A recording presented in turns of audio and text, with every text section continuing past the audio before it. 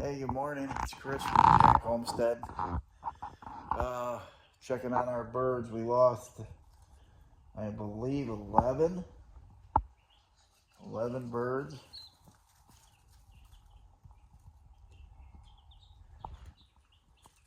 Yeah, 11 birds.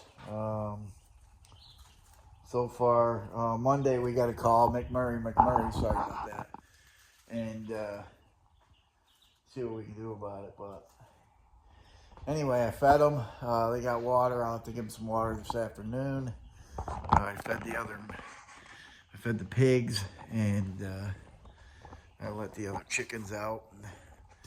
I have to finish mowing today. All that good stuff. So, yay! Oh, our egg stand / produce stand that I'm going to be putting out front down by the